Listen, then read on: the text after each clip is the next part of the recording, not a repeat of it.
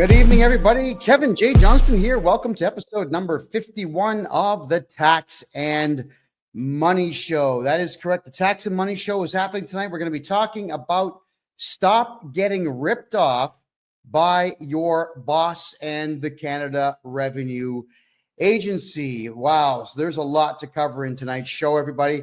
It's been an unbelievable time.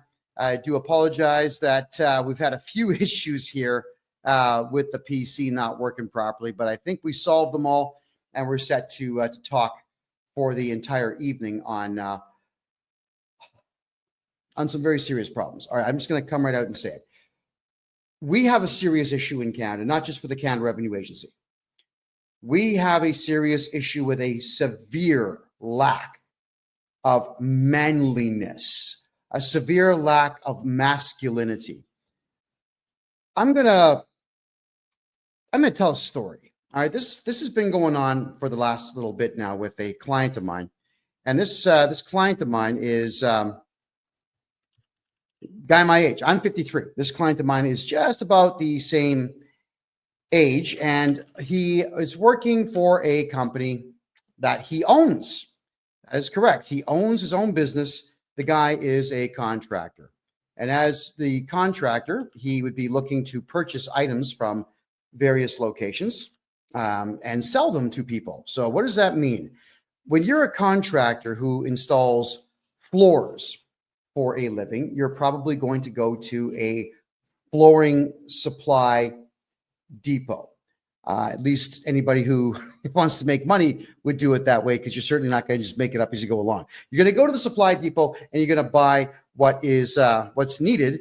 And in some cases, what you will be doing is working closely with the supplier. So let's just say, for argument's sake, I decide to go to Home Depot and buy carpet and then install it in someone's house and mark up the carpet, let's say 20, 30%, and then charge for my labor on that carpet. I'm going to make a couple of bucks. I am not working for Home Depot. If I went to Rona is the other big one in Canada, or Lowe's in the United States, if I went to any of those and bought carpet and installed it, I most certainly I would not be working for either one of those companies either. When you buy something from somebody, you don't work for that company. And if you choose to mark it up, that is entirely on you. You still don't work for the manufacturer of the carpet, and you don't work for the store that you bought it from. That's just how it is. And if, let's say, Home Depot or Aiken Heads or Rona or any of the other guys that are out there were to state that you do work for them, well, they're actually committing fraud, because money is going to be changing hands in some way, shape, or form if someone is lying and saying that you work for them when indeed you don't. What I mean by that is, if, let's just say, everybody watching this show right now, if I were to state that all of you were working for me and I was writing off your earnings as if you were working for me, I've got a tax benefit to that. And I am a liar, and I would be a fraudster, and I should be punished severely by the law if I'm going to be lying to everybody, the government and someone else, stating that you work for me when you really don't. All right, what I mean by that is, if I were to say that any of you watching the show right now worked for me, and I wrote down on my tax return that you worked for me, you're going to get taxed by the CRA, by the Canada Revenue Agency, and I get to write that off. But I'm writing off, it's pretty much a criminal act. And you're going to be paying the price for my insolence in stating that you work for me when you really don't. So whenever you buy something from anybody in Canada, you do not work for that company. You're simply a customer. You could also be known as a contractor. That is fine, but you still don't work for the store. Doesn't matter what you buy. You buy gum, you buy drugs, you buy Coca-Cola, you buy Pepsi, so we don't have preferences. You buy yourself a hamburger. You do not work for the retailer. You're a customer. Well, I have a client that came to me, again, my age, who is having some serious tax issues. Now, I've got permission to tell the story minus his name, but in this tax issue that he's having, we went through all of his files and the numbers didn't match up. Sometimes when we're doing taxes for people, we can't figure out why numbers don't line up. So we spend more time on it, a lot more time on it. And it gets a little frustrating sometimes because there are some tax returns that just don't make any sense at all. So we'll go through them and then a second time, and then I'll say to my CPA, well, could you check this out? Because it ain't jiving with me. I send it off to my accountant. She looks at it. She can't figure it out.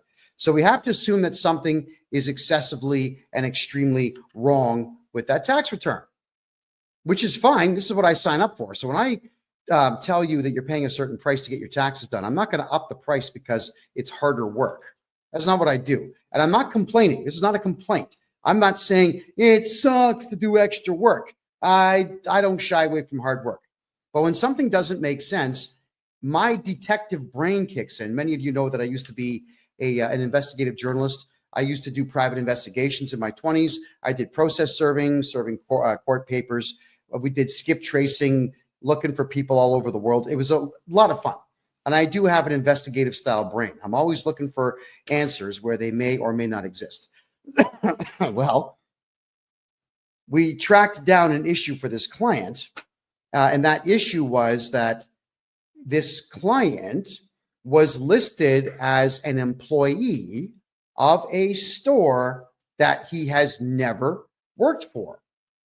And they had put down what are called a T4A. Now in Canada, not the United States, we're talking Canada now, when you are employed by somebody, at the end of the year, they're going to give you a T4 slip, which says, we are X company and John Smith works for us and John Smith made this and we deducted this much tax from John Smith and all the things that go with it. So that T4 slip is your employer snitching on you to the Canada Revenue Agency about how much money you have made. And when they do that, well, when you snitch on yourself, the only thing that the CRA is going to do is find some way to screw you and take your money. That's what they do. That's what these people, they're evil as hell. That's what they do. All right, let's go back to it now. The client in question has, for the last 8 years, gone to a place called Ritchie's, Ritchie. And for those who are watching here, I'm going to show you an image of it. This is the Ritchie's logo. They're out on the East Coast. They're in New Brunswick. And Ritchie's is a flooring supplier. That's what they do. They supply flooring. They have a lot of products in there. They're kind of like a Canadian Tire or who else would they be like? No, that's pretty much it. They would be like a Canadian Tire. For our American friends, a Canadian Tire is a place they usually have a mechanic shop and they have a whole bunch of mid-range, mid-grade stuff for sale. Sports gear, camping gear, stuff for your home and whatnot. It's all pretty mid-range. Well, that's what Ritchie's is. They've got a lot of mid-range stuff and they have some higher end stuff. This is another version of it here. And here's a couple of the clowns that run this place. My understanding of this Ritchie's store is with them functioning in first off, they're in St. John, New Brunswick on Rothsay Avenue. They're also in Moncton, New Brunswick on Plaza Avenue, and they're in Dartmouth, Nova Scotia. They got 3 locations. We're talking about the Moncton, New Brunswick store right now.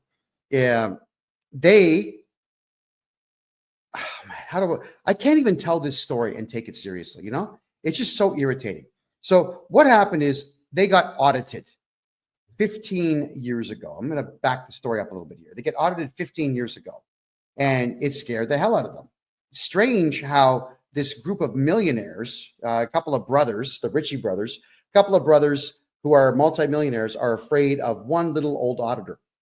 And this auditor goes through their store and, like a bitch, these guys did everything this auditor told them to do. Show me your records, show me your books, show me your cash, show me your client list, show me your supplier list, show me everything. Everything I want to see, show me. And they did. And they ended up paying a lot of money because they were stupid, didn't get a lawyer. Now, they should have lawyered up for that. They didn't kick the guy out of their store. They didn't have a security guard there to say, buddy, you got to go. They didn't make any phone calls of any kind to anybody. They just completely cooperated with this auditor. Now, here was the problem with what this auditor had done. The auditor told them, oh, you've got guys, contractors that come here and buy stuff from you. And do you sometimes get these contractors to do work for your store? They said, yes. And then the auditor asked if these contractors work independently. Like, do they actually register corporations or register companies and just buy supplies from you and then go out and do the job? They said, yes. Now, the auditor lied at this point. The auditor says, well, if you have any contractors that are buying supplies, you need to put them down on what is called a T4A slip, which in Canada is the same as a T4. And it says that you make commission. So it's your earnings. It's you snitching on yourself, saying that you make commissions. Please tax me on these commissions. But the problem is this CRA auditor told the store to lie and commit fraud so that the Canada Revenue Agency could make more money. So for the last 15 years, this Ritchie's floor supply plate, cowards, absolute cowards, have been putting T4A slips out on all of their customers. Yeah. So if you're a customer of this Ritchie's place in Moncton, New Brunswick, they literally are listing you down as an employee of them on commission sales. So if you ever wonder why, as a purchaser of goods from this Ritchie's chain, why your tax bill is so high, it's because they're lying.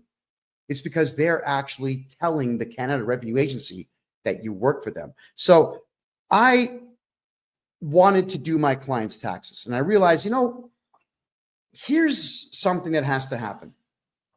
Is I'm going to put forward a series of legal documents when I do this tax return for the guy, stating that there is no T4A. It is completely fraudulent, and we have to file a police report, which I will. And I'm going to tell the Canada Revenue Agency, you cannot allow these T4A slips, which state that my client who's never worked for this store is going to be taxed by this store. Got to cancel them. Cancel the T4As. That's what the store has to do. So I made a polite phone call to this Ritchie's place, and I end up getting the name of Tracy Delahunty. Tracy Delahunty. And I make a phone call, and I'm very, very prim and proper and polite, and I just introduce myself as the tax agent and legal agent for my client. And I explain that we have a slight problem here, that there appears to be a clerical error. I never come out and just accuse people right off the bat. I say, we have a clerical error here. It would appear that you have mistakenly put down my client as an employee of your corporation. And I'm wondering if we could get that corrected, please. Boom. She just starts screaming at me, this chick. I'm not going to repeat all the stuff that she said, aside from the gist of the story, which is, we're not going to do that. We got audited. We're never going to get audited again because of you. We're not going to reverse that. We're not going to cancel the T4As. He works for us. I said, well, I'm afraid you're wrong. Well, it's the government. You have to do what you're told. Now, God knows how many times I've heard that in doing taxes for Canadians. Someone tells me that you have to do something because the CRA is the government and you got to do what the government says. No, you don't. You've got the right to remain silent. Anything you say can and will be used against you to either put you in prison or take your money. So shut up. Stop talking.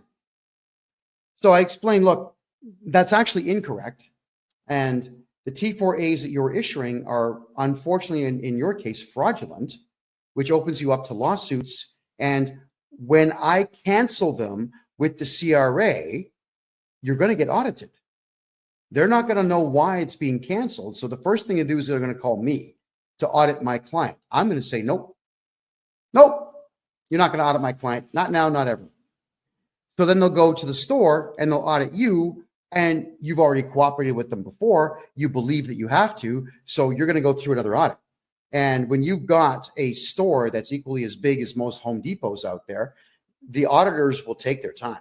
They'll spend weeks there. They'll cost you time and money and effort and irritation, because it is really irritating to have one of these jerks in your place, in your place of business when you're trying to do business. There's nothing worse than someone asking questions that are completely irrelevant to the task at hand. Now, with me, the task at hand is making money. It's making money. When I'm talking to clients, they're paying me for my time. We get them tax money back. They pay me for my services. I'm making money. My clients are making money. If someone's asking me to do something for them, like, I don't know, fold the laundry or do the dishes or whatever, that don't make money. So the answer is no. Well, occasionally I get phone calls from some branches of the Canadian government wanting to talk to me about my attitude problem. I say, look, guys, this ain't going to make me money. So no, I'm not spending time with any of you. Yeah, whenever the government of Canada calls me, I always tell them, it's guys, I charge $300 an hour for my time. So if you got a Visa or MasterCard, we're going to run that for you now, and then we can have a conversation, to which, of course, they always say no. So we want to make sure when you're a client of mine that you're never dealing with auditors. Well, this store is now going to have to deal with an auditor. She says to me on the phone that, look, honey, I've been doing this for 10 years. I know everything about taxes. That's what it sounds like. I said, well, if you've been doing taxes this way for 10 years, with all due respect, you've been doing them wrong. We put auditors in prison who harass my clients. That's how it works. No, you don't. Well, yeah, we do. I'm a private investigator by trade. I'm a tax expert here. We hunt them down. We file charges. We make sure it goes all the way through. At the same time, we cancel the audit. So you don't have to put up with an auditor in the future at all. In fact, I can help you keep these auditors away. But right now, my concern is my client. I'm being polite. My concern is my client. Could you please just cancel these T4A slips? He does not work for you. Then she pulls the same crap that every feminist out there always pulls when they are losing an argument or they have nothing further to add, but they still want to win. She says to me that, oh, you're just being too aggressive. You're too aggressive for me to talk to. I'm going to have to end this call. I said, no, you're being aggressive. I'm actually afraid of you, and I'm going to end this call. So I ended the call first. I always repeat back the words of feminists whenever they throw nonsense at me, which is exactly what she did. So you would figure at this particular point, I'm going to bypass the accountant for this company, and I'm going to call the multi-millionaire owner of the place, the Ritchie brothers. Supposedly they're men. Well, we know differently now. I call. I don't get through. I call again. And this secretary guy sounds like a teenager, poor guy. He's caught in the middle. But I could hear one of the Ritchie brothers in the background saying, no, I don't want to talk to him. You get rid of him. I don't want to talk to him. Dude, for real, it's your store. It's your company. Take the phone call. So I have to explain myself to this kid. I'm very polite. I said, please have the owners call me. The owner does not call me. The owner calls, ready for this, my client, to raise his voice to my client, to state that apparently I threatened this woman. Now, I've got it all recorded. I record every call I make, especially when I know I'm calling a potential feminist. All right, I protect myself huge with these things. And said that I threatened her and so on, and that I'm never to call their place again and so on. My client even said, look, don't call me. Kevin's my representative. Call him. But please, if you could, cancel the T4s. They won't do it. They won't do it. So I call back. And as I'm calling back, I'm getting the same runaround. So these millionaire supposed men, and let me put them on the screen for everybody to see. There we go again. These supposed men won't take a phone call from a guy on a phone. Now, it's not like I can shoot them through the phone. It's not like I'm going to stick my hand through the phone and wring their necks. It's just not how it works. All you got to do is just take a phone call and say, hey, hi, what's the beef? How can I help you? How can we help not cause any trouble for ourselves? let's figure this out. That's what men do. But we don't have men in Canada anymore. So instead, they get their lawyer to send me an email. Thinking, all right, so fine. The lawyer sends me an email and there's nothing in the email. Thinking, okay, I've got to say something here. So I write the following letter. Now, none of this is meant to be offensive to anybody. This is education. When all of you are getting screwed over by your employers doing foolish things like this, I'm showing you the process that I go through. So here's the letter, everybody. Urgent legal notice, action required to prevent a CRA audit to Adam Ritchie and Trevor Ritchie, the two millionaire supposed men running this company. Dear Adam and Trevor, my name is KevinJJohnston. I act as the legal agent and tax strategist for none of your business. I have been retained to oversee and resolve matters relating to my client's taxation and legal affairs. Upon reviewing my client's personal portfolio and taxation history, we are prepared to complete his tax filings within 2 days of resolving the current obstruction posed by T4 slips erroneously issued by your corporation. Polite, right? On January 27, 2025, I contacted Tracy Delhunty to request clarification on the existence of these T4A slips, which are obstructing my client's ability to file his personal taxes. During this conversation, Tracy volunteered unnecessary and inappropriate details regarding the inner workings of your corporation, which she did. Why is she telling me what's going on there? It's weird. Including past audits and fears of future audits, which she stated influenced her decision-making. She also incorrectly asserted that T4A cancellations were not permissible, demonstrating a fundamental misunderstanding of both bookkeeping and Canadian tax law. True story. Tracy further stated verbatim that it's the government and you have to do what they say. Now, if you've got someone like that working for you, fire them. They're useless. Suggesting a gross misrepresentation of the role and authority of the Canada Revenue Agency. For clarity, I will outline the relevant legal facts regarding the CRA. 1, the CRA is not a police force and has no criminal investigative authority. The CRA, 2, the CRA operates as a collection agency at arm's length from the federal government. 3, all decisions by the CRA are appealable in federal tax court, which has no authority to issue monetary penalties. 4, the CRA cannot access bank accounts, medical records, or private information without written consent. 5, CRA audits can be refused and auditors have no authority once you issue a no trespassing notice to them. Individuals and corporations have the legal right to remain silent, and auditors who violate your no trespass notice can be charged criminally and sued for tort harassment. Does anybody see anything wrong with this letter so far?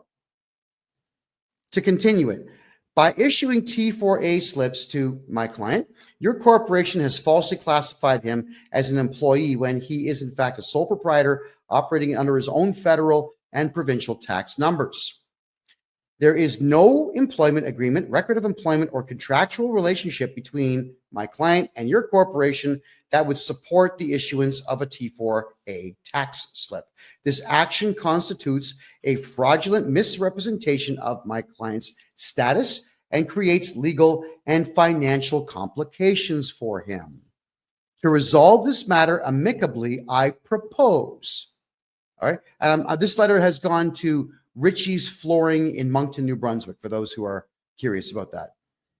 So the immediate cancellation of the T4A slips, your corporation must cancel the T4 slips issued to my client and provide a letter on company letterhead acknowledging that the issuance was a clerical error. No big deal.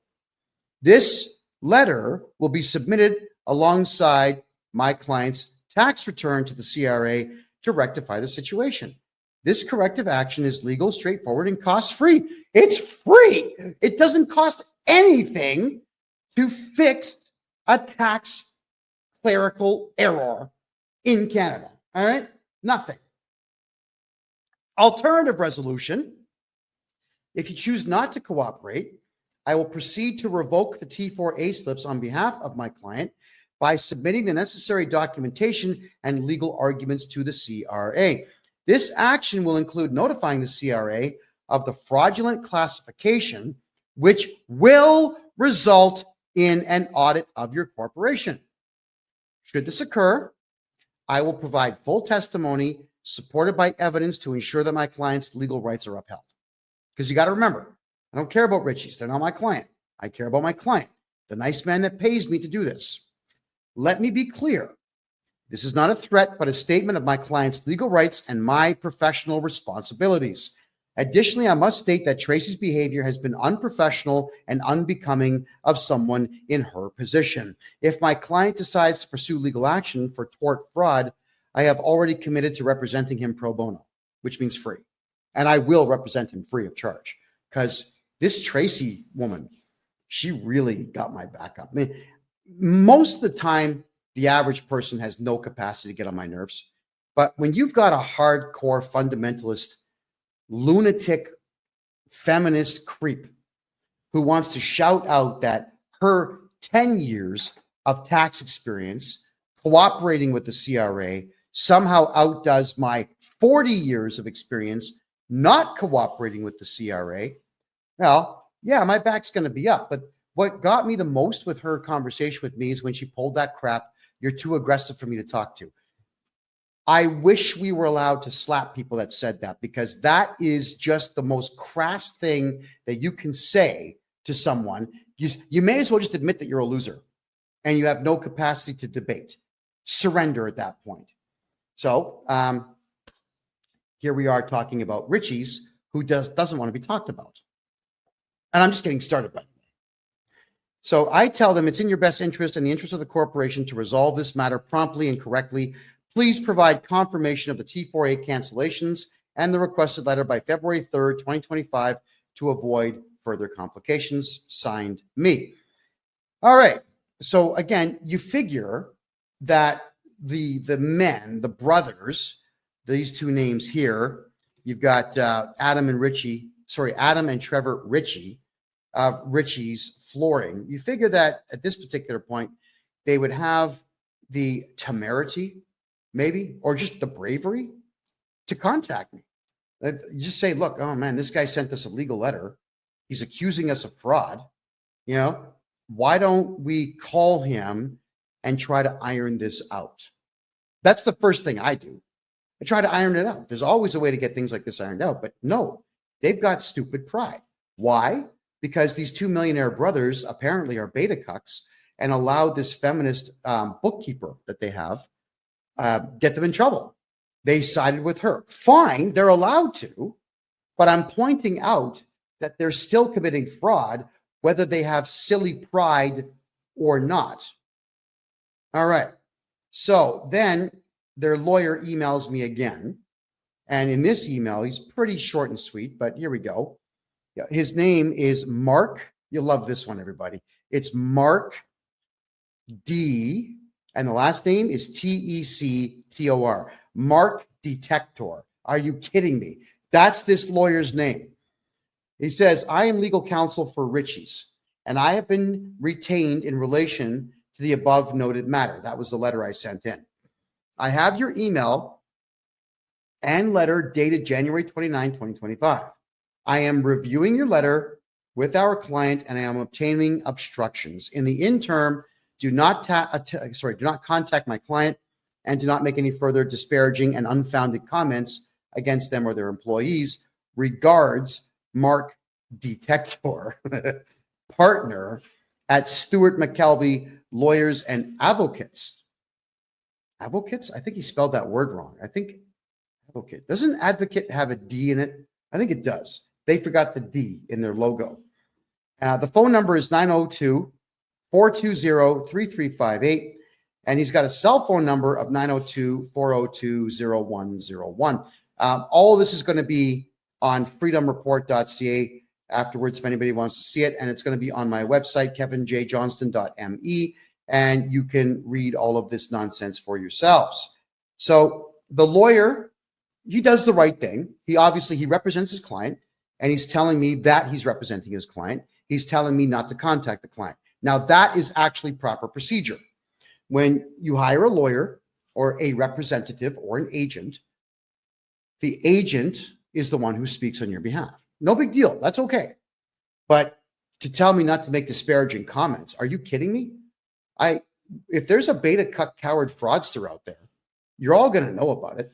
I'm not going to lighten my language and say, yes, we have a couple of males out there who may have made an inadvertent mistake, and they may have pride from old world, and that's impeding their capacity to make the correct decision, and we should forgive them. No, absolutely not. They are beta cuck coward fraudsters who have allowed a fraudster to run their accounting department, and they are defrauding dozens upon dozens upon dozens of hardworking contractors who are just customers. All right. So my reply, dear Mark, I wasn't going to put Mark Detector on this letter. Thank you for your letter acknowledging my legal demand. To clarify, I have no interest in engaging in discussions with your clients. My sole request has been explicitly outlined in my previous correspondence, and I expect it to be addressed accordingly. Right? There you go.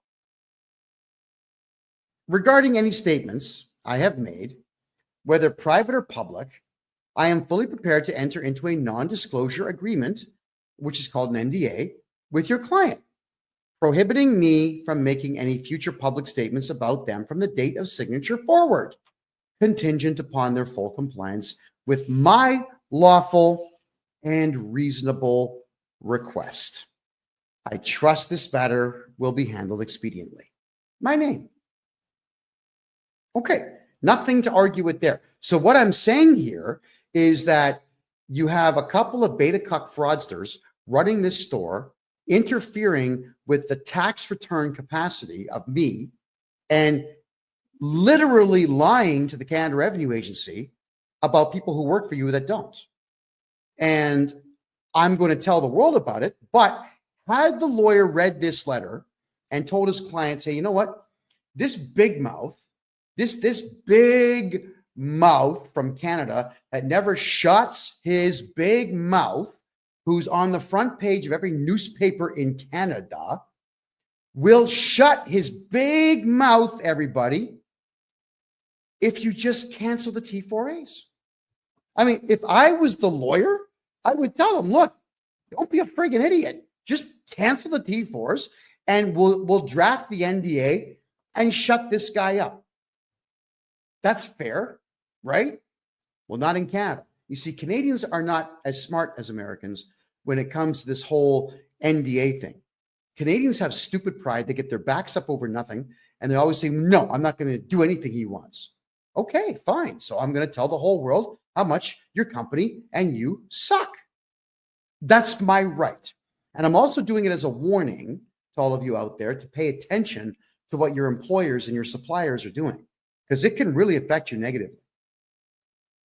So he comes back with this really short letter. Mark Detector tells me, we have now had an opportunity to review this matter with our client. The claims in your letter are without merit. Well, which claims? The claim that your client sucks, or the fact that the Canada Revenue Agency has no power whatsoever to force somebody to break the law? I mean, which one is wrong according to you and your client? So telling me that something is baseless, that it bothers me, not because I'm getting my back up. Lawyers are losers. Almost all of them are losers in Canada. They're not smart enough to get my back up. But the point is, this lawyer should have made a proper presentation to his client and explained it. He didn't. He comes back with this really short, terse, ridiculous nonsense. And now my client still doesn't have an answer. Again, it's my client. I care about my client. I do not care about this Richie's flooring supply shop run by beta cucks. So I had to send him a letter. I send him another one. Now, it's a bit of a lengthier letter, but it was necessary to send this because I must do everything I can for my client before we involve auditors of the CRA to penalize his supplier. Good morning. To the lawyer, Mark Detector. Good morning. I'm not entirely sure if you're actually doing your job or just taking money from your client. However, since everything I say has merit and your client is openly refusing to undo the fraudulent reporting that they have done, I will go ahead and trigger an audit against Richie's with the CRA, which is what I'm going to do. It is exactly what I'm going to do. Now, you've never heard me say that I'm going to cooperate with the CRA in any way. I'm going to cooperate with the CRA on this one. At this point, your client is fraudulently laying claim that my client is a staff member so that they can, ready for this, so that they can engage in higher write-offs, which I am calling exactly what it is, tax fraud. I will go ahead and have the T4As canceled without your client's involvement. And as much as I hate the CRA, I guarantee you I will cooperate with them fully to ensure that the audit against your client is extremely fruitful for the CRA. You should pay attention to Proverbs. I wrote an amazing one as I grew up in a country whose main export is cowardice. When you make a decision based on fear, it is 100% wrong 100% of the time. Tell your client, thank you very much for their time, and please wish them the best of luck with the audit that is coming soon. Should your client come to their senses, I won't be doing anything until Thursday of next week. So that's this Thursday, this Thursday, because I have other work to do. I'm not going to give you a deadline of any kind because I know your client is not smart enough to understand what a deadline really means. And thus you can count on this being our last communication unless you would like to talk your client into some sense and have them reverse their fraudulent way of doing business for my client only. All right? I don't care about the rest because they're not my clients. Also, without a court order registered in Bogota, Colombia, and Panama City, Panama, in those regions' proper courts, I will not be keeping my mouth shut. In fact, I plan to use your client as a case study in stupidity and an example as to why, when adults have fear, they fail. Letting you know in advance, I will ignore every Canadian court order that you get. Sincerely, me. Now, lawyers don't like it when you speak like this to them. So what does the lawyer do? He sends me a stupid letter. Here it is. Oh, not this one. It's this one. Please, mark detector again. Please see my earlier emails. Your allegations are without merit.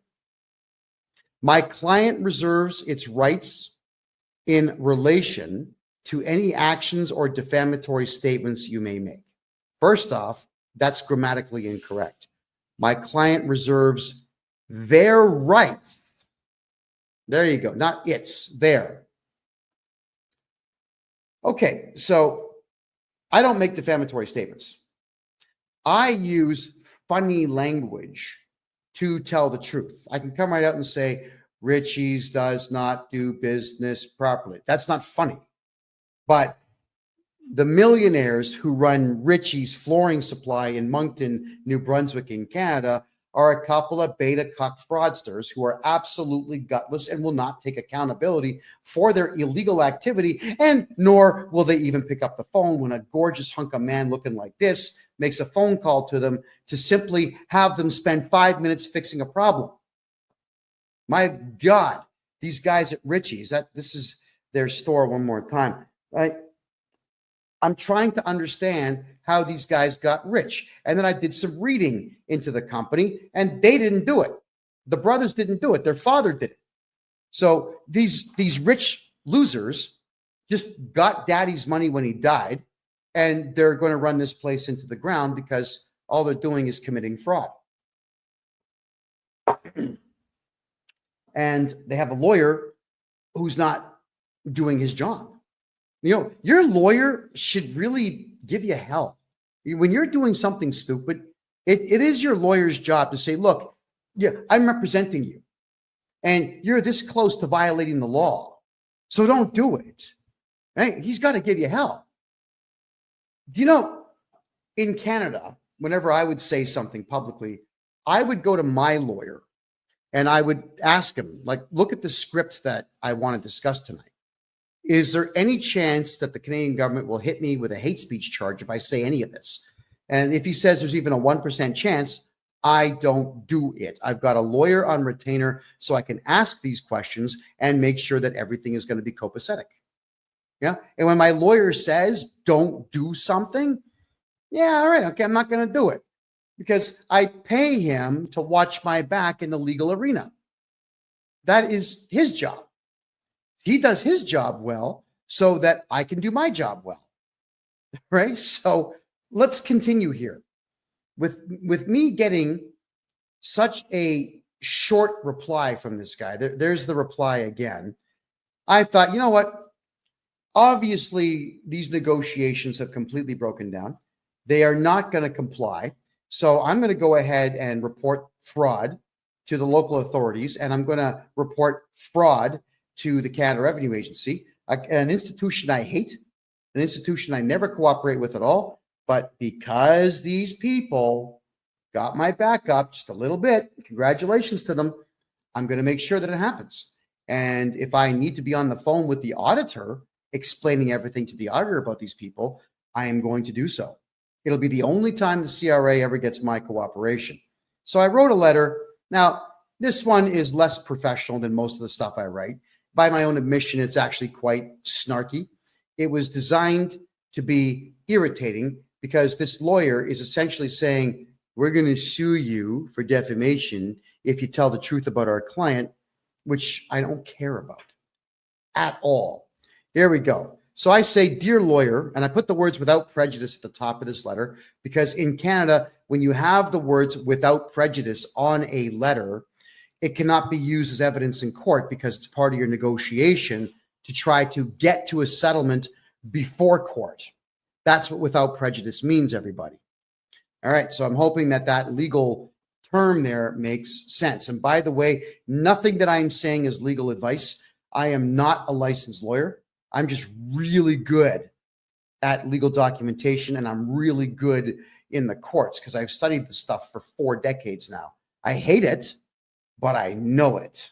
Well, actually, I shouldn't say I hate it because I like winning.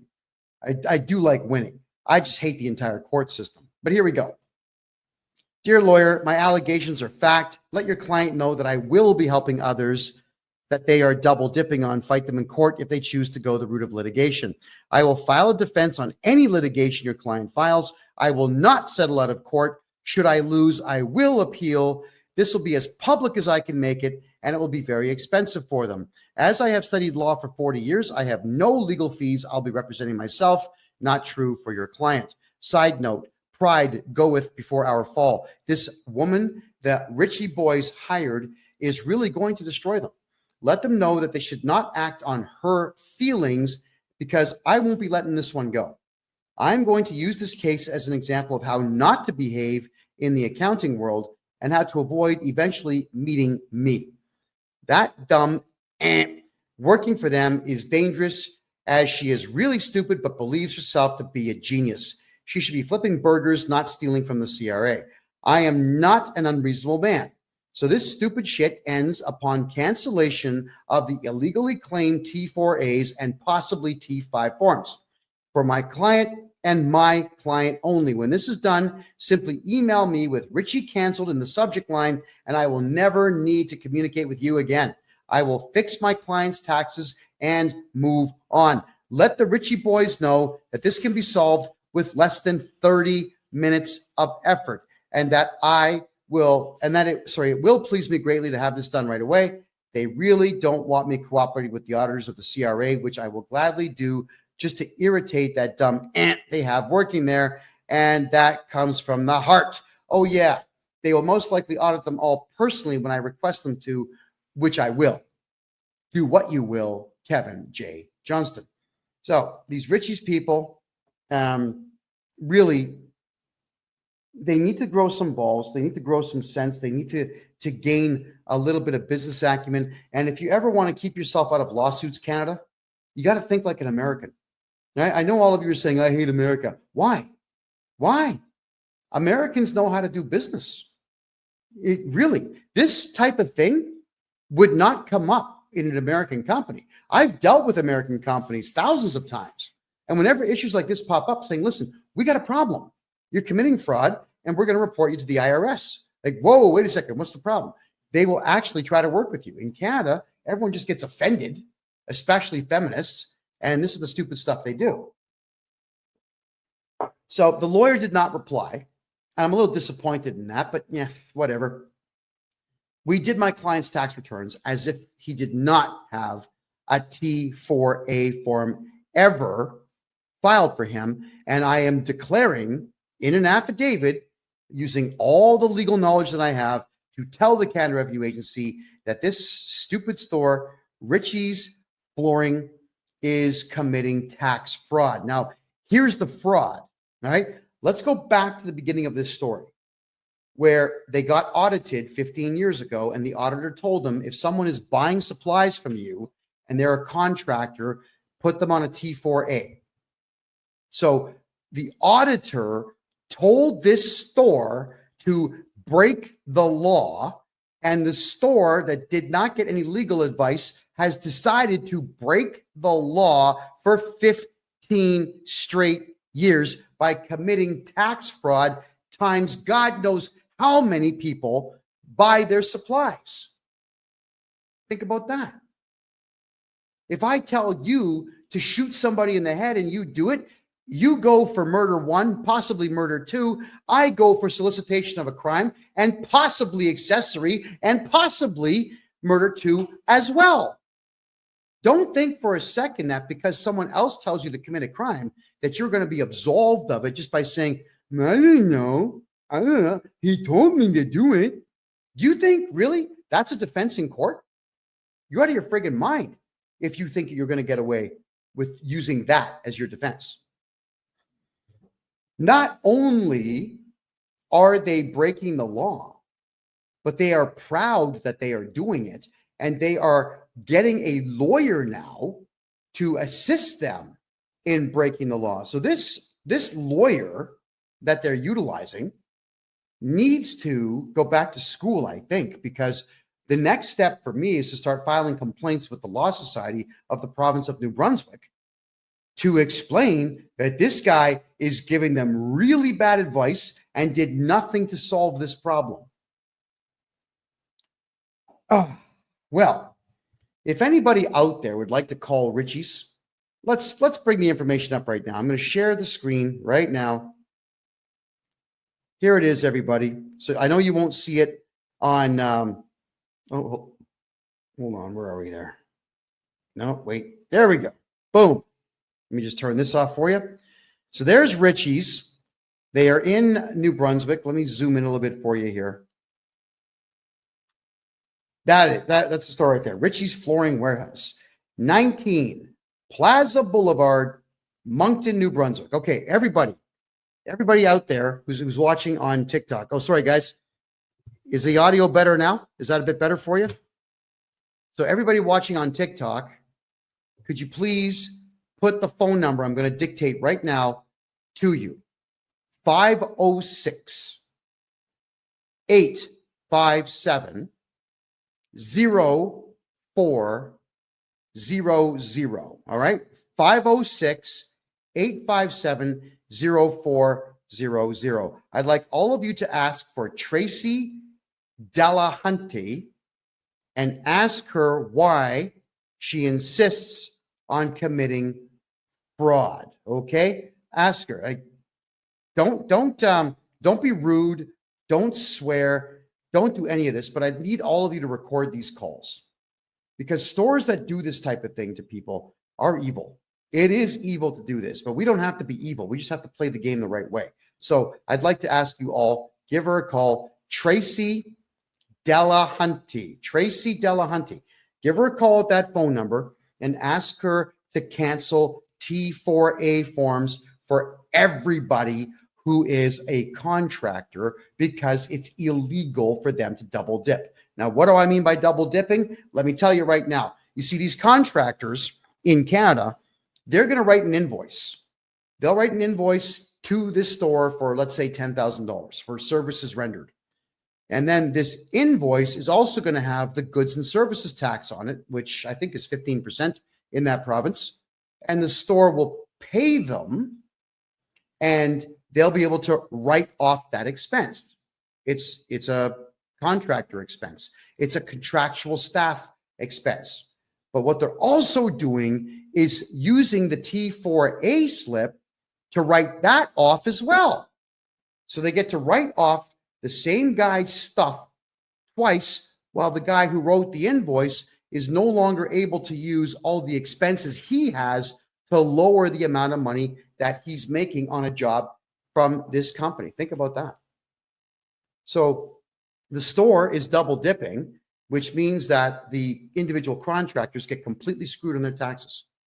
Completely and totally screwed. So I need everyone to give them a phone call and ask them if they could please stop defrauding their contractors, and again, record the call. And if anybody gets anything interesting out of these people, because they like to talk, they will probably share information with you. Could everybody who's going to do this call, here's what's going to happen, okay? Either the funniest one that you record or the one that gets the most information. I'll play that one on the next show as a follow-up to this show, and you're going to get $100 of my own money. I'll send you $100 of my own money for being the winner, the one that gets the best stuff done. Now, I don't mean prank them. I don't mean phone them up and flush a toilet. That's dumb. What I mean is, when I say funny, is get them to react in a certain way where they're actually divulging information to you that they shouldn't be divulging. Because everybody on the East Coast of Canada, it's not that they're really, really, really, really nice people. It's that they're just, in some cases, really dumb, and in many cases, drunk. There's a lot of alcohol abuse on the east side of the country. So these folks here are not going to be thinking all that clearly when they do this. Now, whilst we are reviewing this, don't call the lawyer yet. I don't want that done yet. But if this lawyer is going to be extremely unreasonable, I will deputize everybody here next week and then have you call this lawyer and record those calls. Because the only thing I want, the only thing I've asked these people for is to cancel the T4A slip so that I can do my client's taxes legally, properly, efficiently, and today. Right? Now, I'm going to do my client's taxes anyway. I'm not waiting for these people. I will do them anyway, and I'll be putting forward the letter to the Canada Revenue Agency explaining that this place is committing tax fraud, and the CRA, they'll be all over it.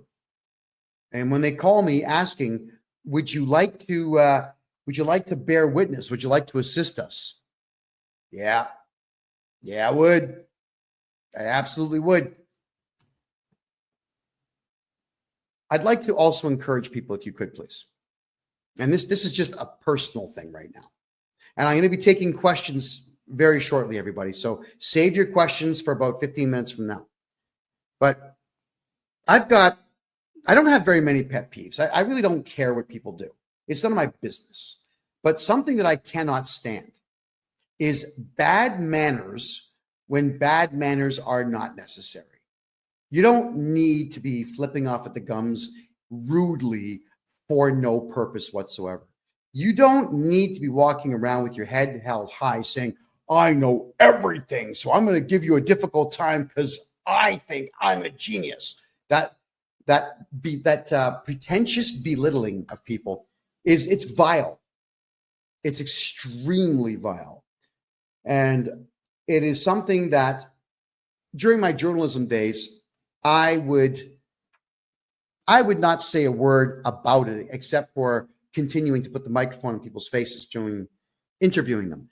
Because the more angry they got and the ruder they got, the funnier it was on YouTube and Rumble and all the other websites out there. It was good content for me to upset someone by just asking questions. But you see, I'm not a journalist anymore. And there's absolutely no reward whatsoever for me tolerating bad manners. And I won't. So if you're rude in my condo or my office or my car, I'm going to turf you. Just get out. We're done. If you're going to be rude on the phone or rude in a live video chat, I tolerate it if you're a client because you're paying me to listen to your rudeness, but I'm not going to tolerate it if I'm not being rewarded for it. And this group of excessively rude individuals running this store need to be punished. That's it. You know, Richie's, the whole, oh man, these people. Richie's Flooring Warehouse is what it's called in Moncton, New Brunswick. Again, there's the contact info, 19 Plaza Boulevard in Moncton, New Brunswick. You can call the two brothers there, Trevor and who? Adam and Trevor. Ask for them, or you can ask for Tracy Delahunty, the excessively rude individual that started this entire fight. She started this because she thinks that I would have cared that she's worked as a bookkeeper for 10 years. I've studied tax law for 40 years, and I'm the first one to say I know more than most, but I don't know everything. And anybody who says they know everything is an arrogant jerk, and just dust them, get them out of your life. Now, I'm going to, I know on TikTok and over here on Kick, you're not going to see this, but I'm going to explain it to you while I'm doing it. I'm going to share another screen now.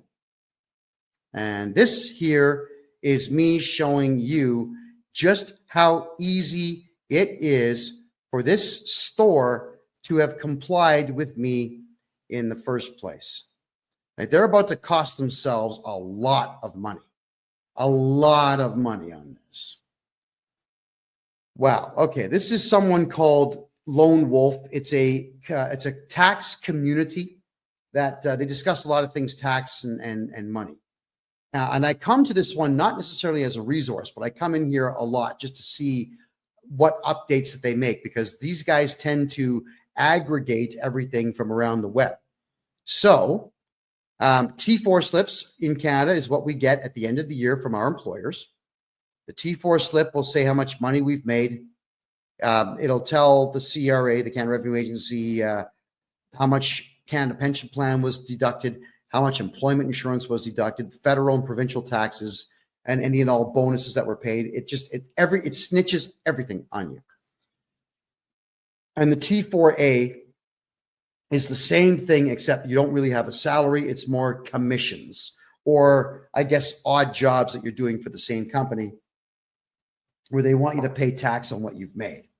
I mean, if you're a client of mine, you pay tax on nothing. I fixed that. But I'm just telling you what these forms are for the sake of education here. So now let's go to this form here, and it says to amend, cancel, or replace a T4 slip in Canada.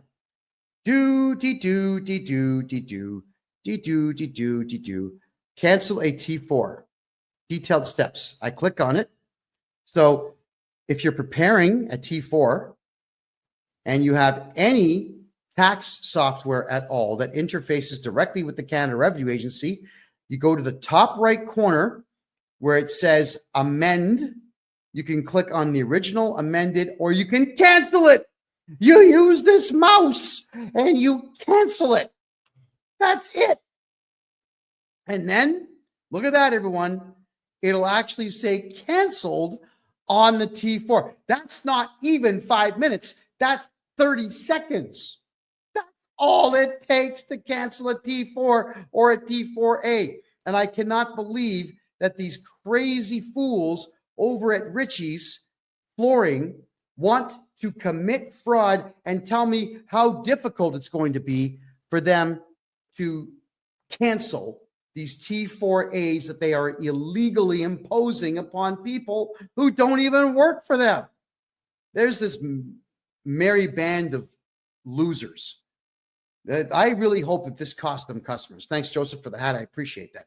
I hope this cost them a lot of customers, because you just can't do this. All right. Maybe what we should do is talk freely now about one of the many reasons why I left Canada.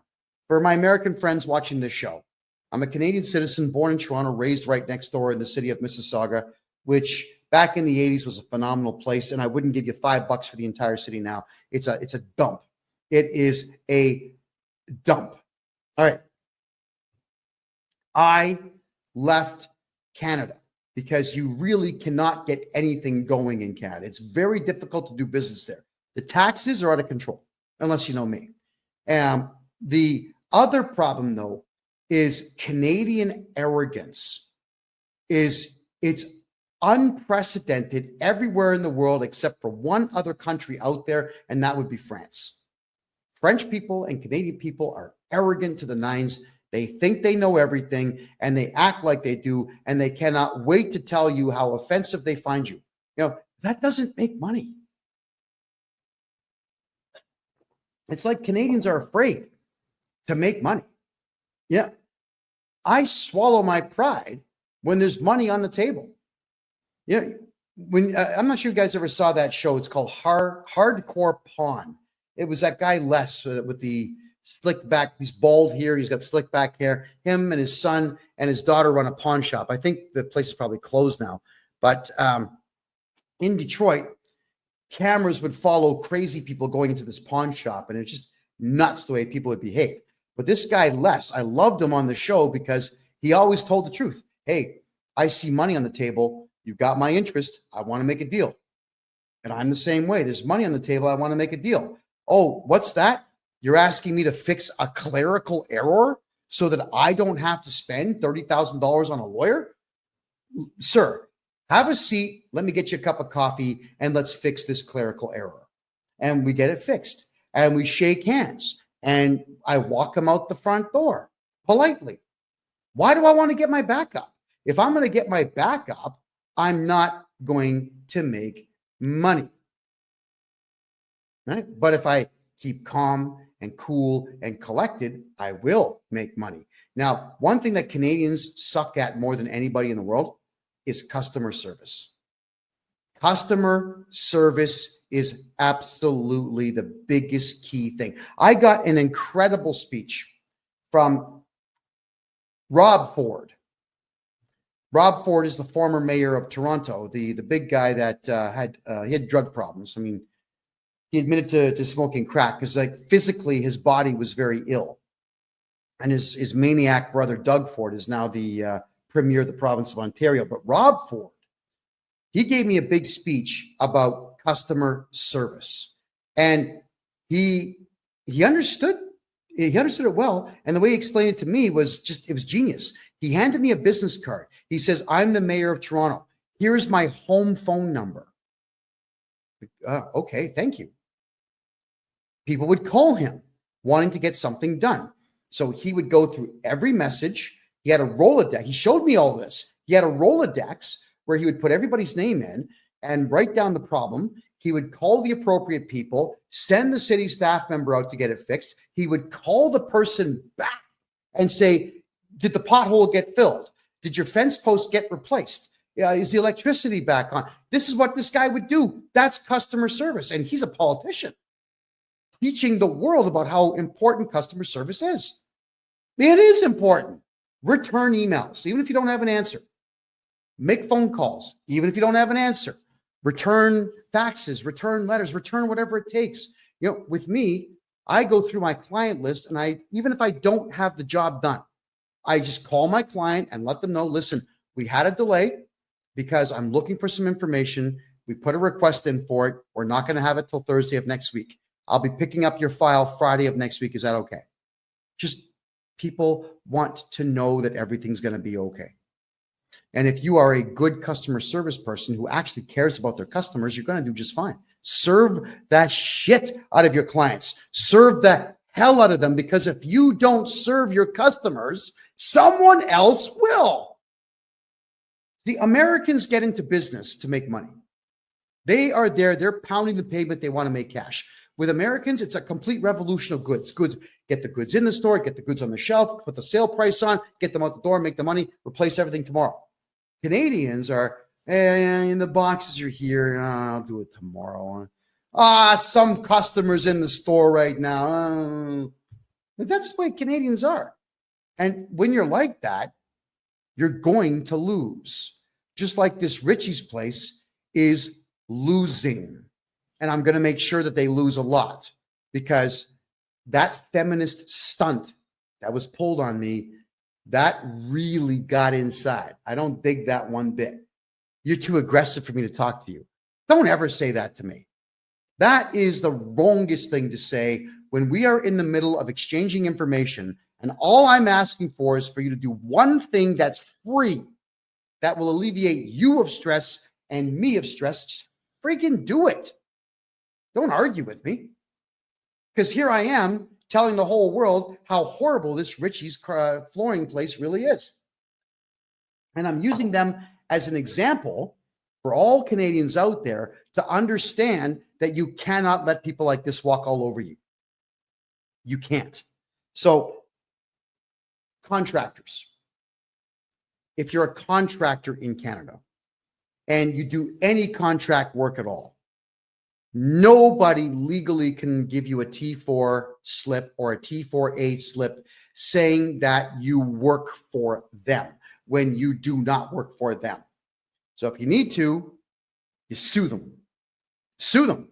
It's tort fraud. All right. You can ask for money for that. You can ask for additional money called punitive damages to punish them. And you can even say, Your Honor, I'd like you to charge this person with fraud. Now, you probably won't get that one, but you'll get some money. So you got to pay attention to what's going on out there, everyone. No matter what, because we are in really awful economic times, especially in Canada, because the world is a mess, because most countries in the Western world have got massive amounts of unfettered immigration, bringing in the worst of the worst from around the world who have completely destroyed our culture and our way of life and so on. I get it. Everybody's stressed out. But instead of rising to the occasion, everyone's just fighting with each other. I'm not going to fight anyone. I'm not fighting tax people out there. I'm going to compete with them by offering a better product than they do and by fighting for the rights of my client base. Just like this store should have got their lawyer to say, hey, CRA, you cannot instruct us to break the law, and we are not going to lose any customers for you. So get lost. You can say these things. You've all heard me on the phone many times talking to auditors and various employees of the Canada Revenue Agency, telling them, like, guys, you got no power. We're not going to cooperate. Don't go to my client's place. You're going to get charged. We can say these things. But Canadians don't do that. Everybody in Canada would rather live in fear than just do that one little bit of work to make sure that you're not going to be screwed over. And that is to scrutinize everything and then call the perpetrator out who's harming you. Got to do it. No one's going to do it for you. Nobody. Okay, so let's have a quick peek here at some of your questions now, everyone, because I know there's some questions here. Canada has such potential but bad leadership. That's absolutely correct. But Canada also has a bad attitude. Canadians have had it too good for too long. That's one of the biggest problems here. Country was too prosperous, way too prosperous for its own good. From 1948 to 1994, money on every street corner, money everywhere. When the rest of the world was failing, Canada was succeeding. So Canadians got way too comfortable. Decadence is not good for human beings. It's just not good. So I'm hoping that we never get to a point where we have nothing but leisure time, because human beings become worthless with leisure time. And we've seen now what's going on. Everybody's scrambling and just ripping each other off as opposed to trying to be better. All right. Is there a function for people to use with process to push forth accountability in terms of ministries? Yes, there is. We have to culminate as a team and file lawsuits and court injunctions against our politicians. Could you imagine if 1 million Canadians decided to collectively file individual lawsuits against one politician? Let's say Doug Ford, the Premier of the province of Ontario. If we had, there's 14.5 million people in Ontario, the province itself. What if 1 million, not even 10% of the population, filed a lawsuit against the guy individually? You'd bankrupt him just in the defenses. He'd have to spend over $100 million just filing defenses plus the legal fees. He'd be bankrupt. You could take his house, take his car, take his money. Yeah, we can do these things. There's a way to go to any courthouse anywhere in Canada and file criminal charges against these people. It's called laying up private information. Why do we not do these things as a society? No one's going to do it for you. So stand up, get off the couch, go get it done. Go do these things. Absolutely, we can. All right, I'm going to have a quick peek here at some of your questions. Okay. Am I live? Yes, I'm live. It is currently 10:15 p.m. Eastern time on the 18th of February. Thank you so much for asking. I see some questions here now in the Rumble room. Boris N65, you just ordered a 60-minute call. Excellent, Boris. You should be able to log into Calendly and pick your date and your time. So we'll be talking soon, I'm sure. We got there. Real MGTOW. Kevin, have you guys been able to clear up your tax backup? Yeah. I mean, our tax backup is, we'll call it under control. We have a backup of, say, 2 weeks, but that's standard during tax season for any accounting company. We developed a brand new software package that's going to blow your mind, everybody. Imagine this. Well, actually, let's just work with the real numbers. No, so I'm going to do this for everybody right now. Let's do this right now. I'm going to bring up the income tax calculator. This is a website called Wealth Simple. I'm not even sure what they do, but it's a handy little toy to play with. All right. I know that you're not going to see it on TikTok or on Kick, but I will state what it is that I'm doing here. So let's turn this off. If you have a look here in the province of Ontario, if you make $100,000 a year, the federal tax is $14,000. The provincial tax is $6,986. Canada Pension Plan and EI, which is employment insurance, ends up being $5,105. So on 100K, you're losing $26,136. Now, what bothers me about this is when a corporation is filing taxes, what they've got to do is they have to take the CPP, the Canada Pension Plan, and the employment insurance, and they have to match that. That's right. So for every employee that you have making 100K, you have to match the Canada Pension Plan 100%, and you have to match the employment insurance by 140%. Wow. So the rough number, if you look at it right now, the rough number is going to be about $5,800 per person per year that you have to spend for nothing. It's infuriating is what it is, because the Canada Pension Plan is going to be empty by 2032. And EI, I don't know if any of you have ever tried to get employment insurance, but I can assure you, you're not getting it. So why are you paying into it? Oh, yeah, so that third world invaders can get money for free to the tune of $5,000 a month. No, thank you. Not interested. So what we do now is we've got a payroll company in place, and the payroll company, we charge no fee for this. And I mean no fee whatsoever.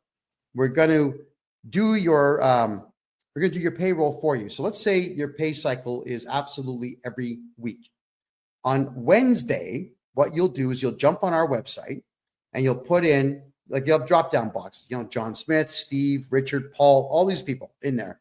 You put down what they made. It'll work out the CPP. It'll work out the EI. It'll work out the provincial and the federal tax. And it will tell you how much to pay us so that we can pay your staff member. All right? But you don't pay the matching on the CPP and the EI. You don't give it to us. We will pay your staff what they are owed, and then we will issue T4 and T4A statements at the end of the year to your staff member. And here's the other cool part. Your staff no longer work for you in this business model. They work for my company. So if you've got to fire somebody, I'm actually renting this person back to you for $1 per year. You can say, hey, Kev, or how about this one? Kevy, baby, looking good today. Listen, that guy, John Smith, that is currently on payroll, get rid of him. We want him fired. Okay, good. I make a phone call. John, listen, I hate being the bearer of bad tidings, but you got to go. You've been fired, and here's your severance pay. Here's your final paycheck. Thank you very much for your service, and good luck to you in the future. And this way, they cannot go to the labor board about you or you or you. They have to go to the labor board against me. And I can assure you, especially in the provinces of Alberta and Ontario, They don't want to deal with me because I drive them mental. I make phone call after phone call after phone call. We make offers, we make deals, I retract them, I make them again. I say stuff that doesn't make any sense. I'll send them in some cases. I'll go to deepseek.ai and I'll ask it to create a nonsensical email to do with my big toe up to 1 million words in length, please. And it'll do it. So I copy this 1 million word story about my big toe, which I'm sure is really not that interesting to read, and I'll copy and paste that in there. Now, and then I'll do it a second time. And then I'll ask DeepSeek to maybe change the story a bit and send them that. I hate the labor boards. So you want someone like me watching out for you, not breaking the law in any way, making sure that the law cannot be used against you because all the onus is on me. Laura Lee's asking, how do I pay you for a consultation? Head over to my website, KevinJJohnston.com. That is my name, Kevin J. Johnston, which is JOHNSTON.com. KevinJJohnston.com. You can grab a consultation there. As soon as you get past the initial screen, you'll go straight to Calendly, where you can pick your date and your time. And let's get rocking here. Let's fix your tax problems. All right, let's have a look at your other questions here.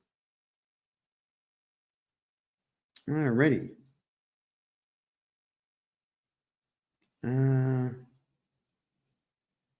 All right, guys, I don't really want to get into politics. All right, so for everyone who's asking me about politics, I'm staying out of it. I did my last political show on the first Tuesday of 2025. I don't care anymore. I had a lot of fun. I did a political podcast for 7 straight years. And we cost a lot of politicians a lot of money. I thoroughly enjoyed my time. But I'm a tax guy now. I'm enjoying taking money away from the Canada Revenue Agency and giving it back to the people. So don't call me Robin Hood because I don't look good in tights. Just call me, I don't know, call me a hate-filled maniac for hire, because I am, when it comes to these CRA people, I am a maniac. I can't stand them. I hate them with all my heart. So I go to town on these idiots, and they don't like it. And they typically back down because they have absolutely nothing that they can do to stop me from doing what I do best, and that's irritating people. And my mother always used to tell me, son, you could irritate Jesus. Now, and when I said thank you with a big smile on my face, that was not the response she thought she was going to get. But that is a compliment, and it is extremely true. What's the best province in Canada for business?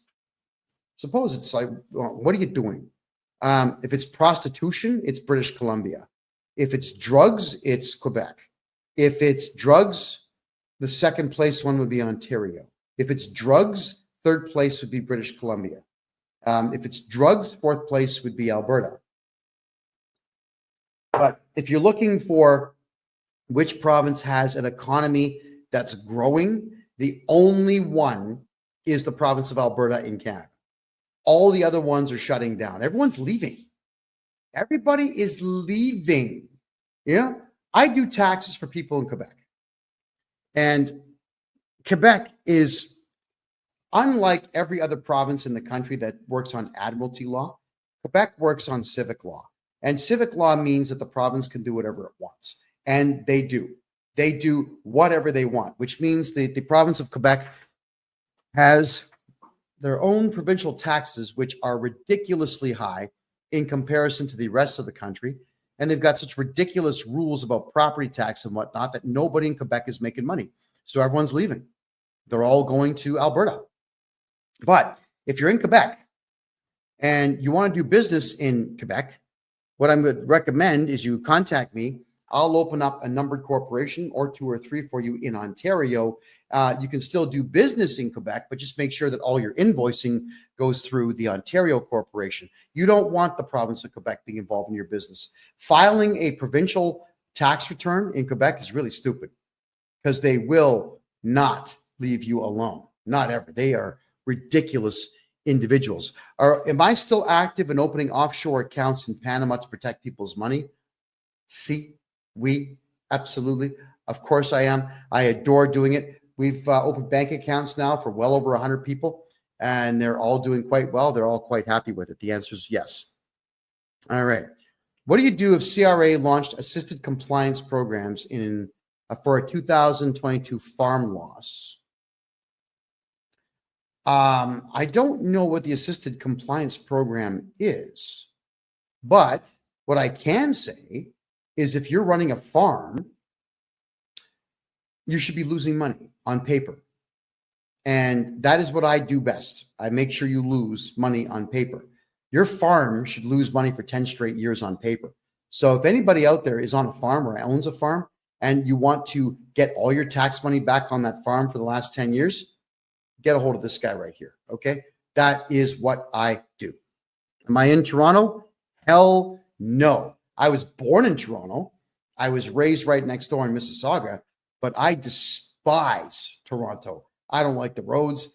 I don't like the architecture. Anything after 1960, I can't stand the architecture. I mean, the left wing nut jobs destroyed that place. And look at the mayor that you've got in there now. Olivia Chow is a Chinese communist, essentially a spy for communist China. And when I saw her dancing almost completely naked in some feather outfit to show the world how sensitive she is to the far left politics, I'm thinking, yeah, Canada, the only thing that's going to save you is revolution.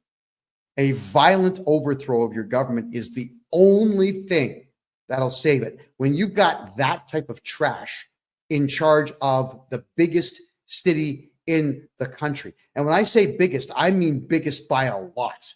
It is more than double the size of Montreal, which is the next biggest city.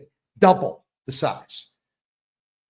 You can't have trash like that being the face of your city. But Canadians, you voted for her, and you're not throwing her out. So for me, the odds of me stepping foot inside of the city of Toronto again are zero. Zero. Unless, I know it's a joke, but I'm kind of partially serious. Unless some Kazakhstani terrorists showed up and said, hey, we got this nuclear weapon here. Here's the key. The battery still works. Would you like it? I say, well, sure. Just make sure that you can ship it to Front Street in Toronto, right? Beautiful. And I would clack it. I'd set the timer for 3 hours. I'd leave town. I know exactly what hill I would go to watch the mushroom cloud go up and just smile. I don't even smoke, but I'd crack out a stogie and I would just watch. I hate Toronto. I loved it as a kid. It was an incredible place in the 80s, even up to the early 90s. Now, it's just a dump. It is a dump. It doesn't matter that it's got big screen TVs everywhere. What does that matter? All it's doing is selling you stuff that you don't need. It's not like there's jobs in Toronto. It's not like it's a place you invest and make money. The condo market is completely dead in that place. Nobody can afford housing, and the taxes are the highest in the country by a lot when it comes to anything to do with the home. Food prices are 5 times the price they were in 1988 in Toronto. Why would you want to be there? You know, Panama City, I'm in Panama City, the capital of Panama. The subway system here is better than Toronto, faster than Toronto, cleaner than Toronto, and it's only 35 cents to jump on the train. 35 cents a ride. Tap your credit card, walk through the gate, get on the train. No violence, no strung out drug users sleeping there, no homeless sleeping in there, nobody picking on you, no one throwing things at you, nobody crapping in the corner. There's none of that nonsense here. You pull that stunt in Panama, the cops will work you over. You know what I love about the cops here is that they actually are really pleasant people until you screw up. And if you screw up deliberately and they identify you as deliberately committing a crime, they break out the old tonfas, you know, the billy club with the L shape, they'll crack you one. So don't be a criminal here. And I think Panamanians have got the message that it's not wise to be a crook here. And as a result, everywhere I go is safe. So Toronto, be damned. Not interested. All right. That's a good point, sweet guy. You're saying capital gains are 66%. That was actually not passed in the House of Commons. That was not passed in any legislature whatsoever, but the Canada Revenue Agency has chosen to do it anyway. Completely illegal. But if I'm your tax guy, there is no capital gains on anything that you do. I eliminate that capital gains garbage. It's gone. You got to get a hold of me. How do you save fees and taxes on the RRSP? I'm your tax guy. If I'm your tax guy, gone. I'm not going to tell you my secret because I'm the one that invented it, but it's legal. You want your RRSP taxes gone? Call me. What they're talking about there, folks, it's called the Registered Retirement Savings Plan. This was something that every TV network and radio station in the country before the internet was pushing on Canadians. I know because I fell for it too when I was a teenager, where they say, put some money into it every year, you get a tax break. And you can take all that money out when you retire. But what they didn't tell you was they'll tax it 48%. So you're just deferring taxes to your senior citizen years when you actually need the money the most. Yeah. And the other worst part of it is, everybody, is that the government tells you that it's for your own good. And that's the part that bothers me the most, is that they're taking 48% of your retirement savings plan from you and telling you this is for your own good. It's good for you that we're doing this. You're coming close to retirement age. You've worked 60 years to have nothing. And now we're going to take 48% of what you've made, and it's good for you. No, it's not good for you. And I will get you back 100% of all of your RRSP contributions, so long as it used to be just the last year. I can go back 3 years now and get those for you. So get a hold of me if you want that money back. Do I have an office in Toronto? Yes, actually I do. My criminal lawyer and my corporate lawyer are in Toronto. So if you need to drop something off at one of my offices there, let me know. But I don't come to Toronto. God, man, no. Oh, God, I hate that city. No, you won't see me there. You'll see me in places like Seattle, Calgary, Bogota, Panama City, Mexico City, Cancun. You'll see me in not Port-au-Prince. I'm sorry. What's the other one? The capital. Oh, Nassau, the capital of the Bahamas. You'll even see me in Trinidad and Tobago. You'll see me in all these places because there's money in the cities I've just mentioned. But Toronto, nope. Keegan's asking, can I get your calendar link? Yeah, just my name, KevinJJohnston.com. KEVIN, middle initial J, last name Johnston, KevinJJohnston.com. Get a hold of me there, please. And the calendar link is all yours to pick yourself a time.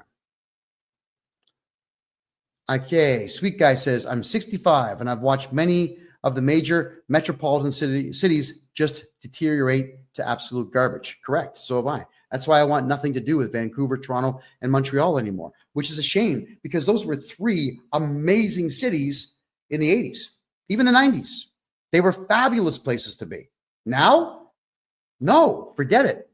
Can't talk me into it. Is Panama safe for kids? Yeah. It's a very safe place, especially if you're a gringo. The cops here will protect the gringos because the gringos bring money. Now, gringo, which means, North American. Actually, mostly it's either you're white or you're born in the United States or Canada or Europe and you speak perfect English. You're a gringo. So they'll treat you quite well here. I haven't filed since I have a sole proprietorship running since 2022. Carbon collection notice. All right. Sole proprietorships, you should never have those things, but I can fix the taxes and we got to get you into a numbered corporation so that we can avoid that craziness in the future. What if you just pulled the RRSP out and they took the tax off the top? Well, that's what Janelle, that's what they do. It doesn't matter who you hold your RRSP, your lifts, your RIFs, or your GICs with. They always take the taxes and just give it to the CRA, whether you want them to or not. They just do it. When you ask why, because it's the government. You have to do it. That's how they sound. So that's why I'll get you back everything on the RSP, but it will be in the following tax season. So it won't be today. It'll be in the following tax season. But if anybody here pulled out their RRSPs in the last 3 years and you want that money back, you get a hold of me. I'll get it all back for you. Every penny. If I cash in Bitcoin, do I have to pay capital gains on money I got by mining? Okay, Dale, the whole point of crypto is that nobody knows you have it. There is no way for the CRA to know how much money you have in the bank and how much crypto you have, how many gold bars or silver bars or platinum bars or palladium bars that you have, or even how many houses that you own until you shoot your mouth off and tell them. So, Dale, if you've got crypto and you're making money in the mining game or the staking game, shh, say nothing. It's your money. Don't give it to them. However, Dale, you can use a crypto loss as a capital loss and do a huge write-off on that. That's when you can talk about crypto. And if they say, well, where's the money now? I don't know. Some guy named Muhammad stole it, right? So talk to me about that sometime. What would my charges against the bank be called for? Giving all my money to the CRA? Theft, fraud, conspiracy. There's one more. Theft over 5,000 and fraud over 5,000. Those are big ones. So yes, and I'm going to be teaching all of this. I'm going to have a course on this a little bit later this, or in March, I'm sorry, about how to file criminal charges. How does my company work? Quite well. I don't understand the question. Could you please rephrase that? Okay, Keegan, if you're having an issue with the Calendly link, then I'd like you to immediately please go to the contact form on my website, the KevinJJohnston.me website. Just give me the invoice number. I'll take care of it. I'll get you the link right after the show. All right. So thank you, Keegan. I do appreciate that. Why is Trudeau still talking crap? Because he can, and because he knows that no Canadians are going to do anything about it. That's why. Okay, Keegan. Yeah, you definitely got to get a hold of me, Keegan. Please do that. In fact, everybody write this down for Keegan so he can email me.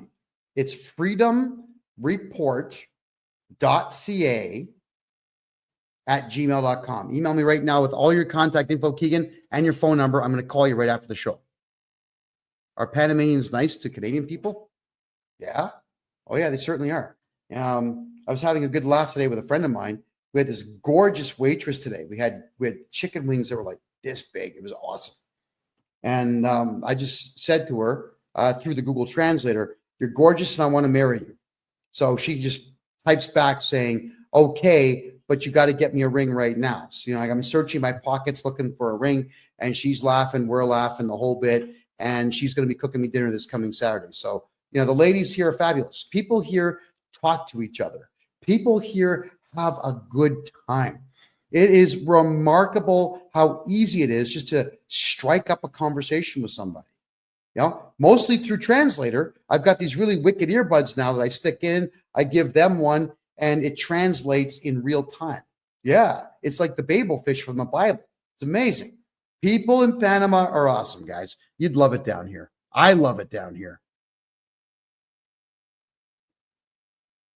Okay, Clap. If you're talking about the banks breaching fiduciary duties and breach of trust, that's not a crime. That's civil. You can sue them for that. So you certainly can do so. And you should.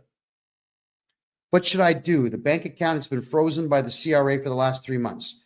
Mr. Fix-It, I have to redo your taxes for the last 10 years, get your tax balance to zero for you, and they have no choice but to unlock the account. That's the only way. You can appeal and fight in court, but it's ridiculous. Let me just redo your taxes. Get her done. There we go. And KD, you're saying pay your debt? Why? That's rude. Why? Okay, let's cover that for a second here, everybody. You all know that I used to be a journalist. And you all know that I've been to 3 major war zones during my journalism period. You all know that I went to the Myanmarian war zone and I went into Bangladesh. I had to go with armed soldiers. We had to carry machine guns, knives, grenades. I went into a war zone so dangerous that the soldiers told me through a translator that if you see 4 or fewer attackers, throw the grenade at them. 5 or more, hold it to your head and let it go off, because if they catch you, they will cut everything off of you and feed it to you. That's how gross these terror groups were. And the Canadian government is funding all that nonsense. As gross as it is, I'll just tell you the truth here, because I, to this day, cannot get the images out of my head. 2018 is when I was in that war zone. That's 7 years ago. 7 years ago, and I still remember all the dead bodies that I saw in the fields. Dead children, dead women, dead babies, slaughtered with knives that the Canadian government's paying for with CRA's money. Don't you ever come on my channel and tell someone to pay their CRA debt. Don't ever do that again. You're gone if you do. Do not pay the CRA anything. The Canada Revenue Agency right now is going out of its way to make sure that terror groups around the world have more than enough money to slaughter innocent people everywhere. I'm the only one that went to that war zone. The only one. There was not a single journalist that went to the Myanmarian war zone. They're not brave enough to do it. I was there. I saw this. I filmed this stuff. There was a court order put on me by the Canadian government saying that I could not release that footage. Well, guess what? I brought that footage with me here to Panama, and there's nothing stopping me from releasing it. In fact, I'm testifying against the Canadian government in Bogota, Colombia this September, and we're going to play all that footage. I'm not going to watch it. Look at this. Look at this. When you see that stuff, it never leaves. And I know that my country of origin is the one paying for death all over Asia and all over Africa and all over the Middle East. Don't ever tell anyone to pay their Canada Revenue Agency debt. I'm telling all of you, do not pay the Canada Revenue Agency. It's not like it's going to Canadians. It's going into the hands of killers and pedophiles and terror groups all over the world. So, you know what? I'm going to block that idiot. Just get the hell out of here. Nobody wants you here. Anyway, getting back to taxes. Do you have any representation office in Alberta that can do my taxes, or how does that work? D. Carly, we do everything remote now. You know, there's absolutely no reason whatsoever to have these huge brick and mortar places. Yeah, we have offices, but our offices are small. You know, they're like garages, you know, maybe 400 square foot places. They have enough room for desks, chairs, filing cabinets, and 2 or 3 people to work in them. Everything that we do is on screens. I've got the laptop here. I've got the phone here. I've got a second phone here. I've got a third phone over here. And I've got 2 monitors on a wall in front of me here where I can see everybody at the same time. Like, we're all connected all day long. We don't need it. And it's really, really, really efficient for me that way, because I don't have to be in Canada, a place you all know that I couldn't wait to leave. So I just can't stand the politics there. With me being in Panama, I am calm, I'm cool, I'm collected, I'm healthy, better diet. Look how clean my skin is just by eating food that there's no drugs in my system at all. I don't need all kinds of makeup and whatnot to keep this expression going. It's a matter of good food. I'm just healthy. My blood pressure is perfect. My blood counts are perfect. Yeah, I'm happy all the time. Why would I want to be there? I'm going to do everything remote. So get a hold of me on the website and we'll take care of all your taxes there. My CPA is in Ontario. My lawyers are in Ontario. Some of my team are in Vancouver and some of my team are in Alberta. We don't need to all be in the same place at the same time. It would be nice, but it's completely unnecessary.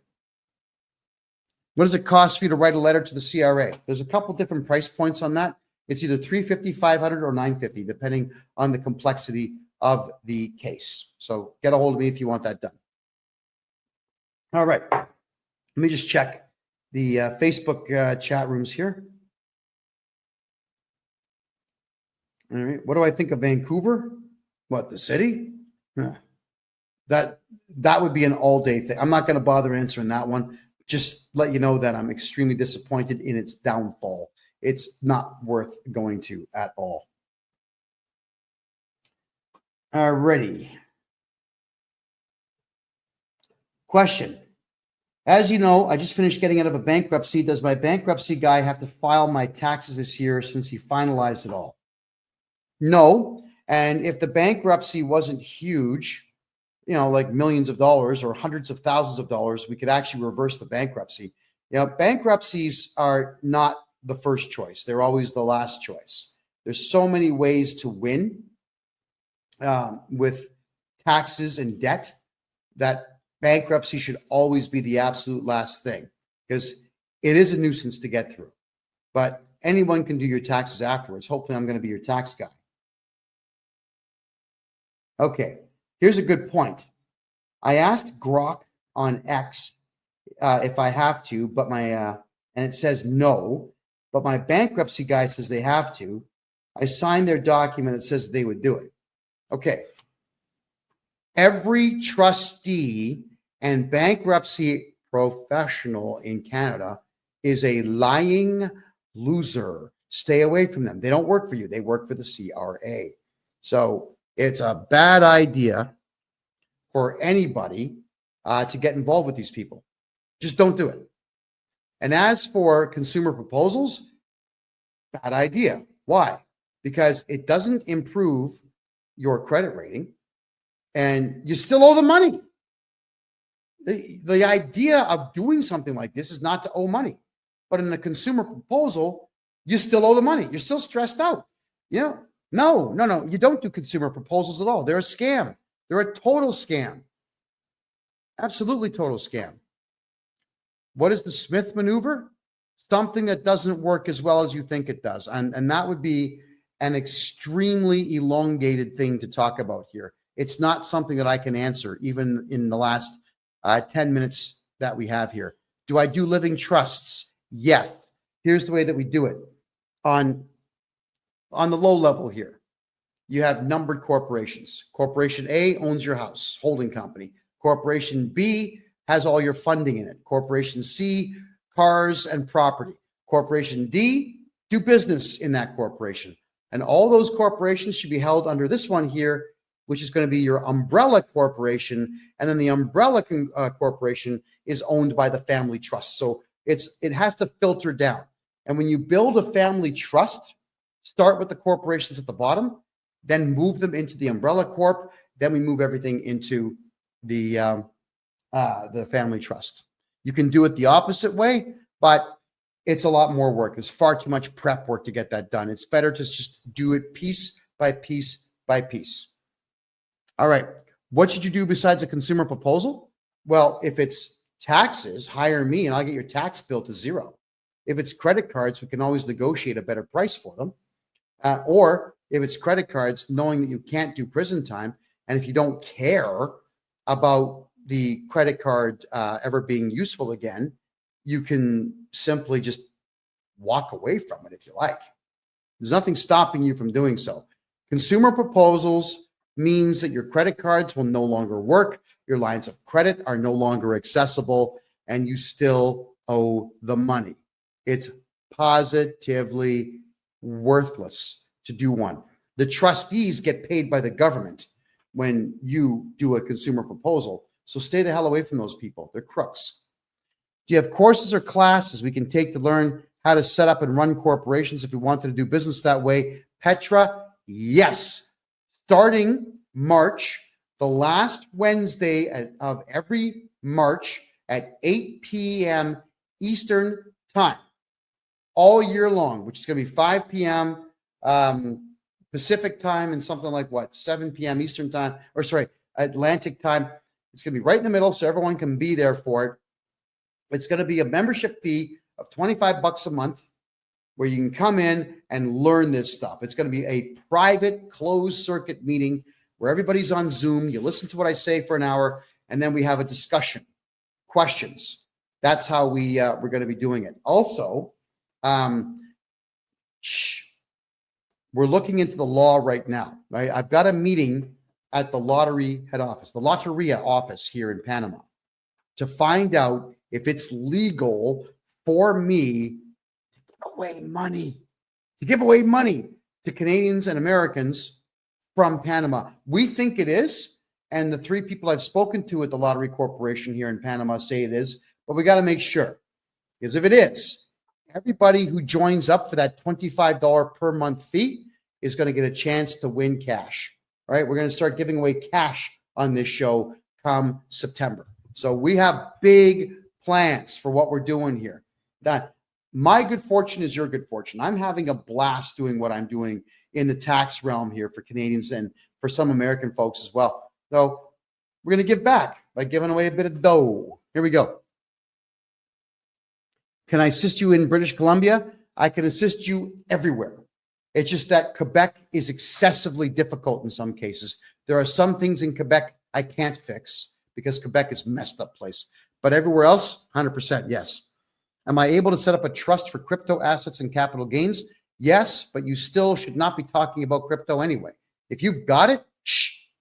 So long as you shh forever, they don't know you have it. And if they call you and say, well, we're going to audit you, you call me and I get rid of the auditor and I ban them from communicating with you ever again. And if they do communicate with you, we charge them criminally. Just if you have crypto and gold and silver and stocks and bonds and debentures, and if you've got dividends coming in from investments all over the world, just shut up about them. Stop talking about what you have and you're going to be fine. All right. Keep it. It's yours. The CRA didn't earn it. You did. All righty. Next. All right. So Petra, yeah, you'd love Panama. This place is absolutely remarkable. I'm excessively happy here. D. Carly says, my wife received CERB in 2019, didn't do our taxes for 4 years. Now we've got huge penalties. Okay, D. Carly, I'll just redo your taxes for those 4 years. The reason that they put penalties on is because you didn't do your taxes, and they know that if they just guess and throw a big number at you, that's going to be your incentive to get your taxes done. So let me do your taxes and I'll get your tax bill to zero because that's what I do. If we need to cash out crypto, what do we do with it? Take the money and run. Shh, quiet. Don't say a word. How do you think the CRA is going to know you cashed out crypto? Do you think that they are looking at everybody's crypto accounts? Do you think that the Canada Revenue Agency even understands what crypto is and how it works? They're idiots. They hired 30,000 diversity, equity, and inclusion losers from crappy third world countries with intelligence quotients of less than 75. These people know nothing. Keep your crypto and keep quiet about it. Okay, just checking here. Thank you. How soon could you set up a consultation with me? Right now. Just go in and buy one right now. And Calendly will kick in and tell you what dates I've got available. My name, KevinJJohnston.com. There you go. Bobster, even if the exchanges tell the CRA about it, if I'm your tax guy, they're not going to do anything about it. Now, I know how to get rid of all this capital gains nonsense out there on crypto, houses, on gold, on even collector cars or modern art or whatever it is you're buying. If there's going to be a capital gain on there, I'm getting rid of it for you. The CRA can't stop me from doing what I'm doing because it's all legal what I do. All I'm doing is using their own rules to defeat them. And they don't like that because they throw all these clauses of the Excise Tax Act that they're relying on. So I throw back 3 times the number, all of them that suit me. You know, too bad. So sad.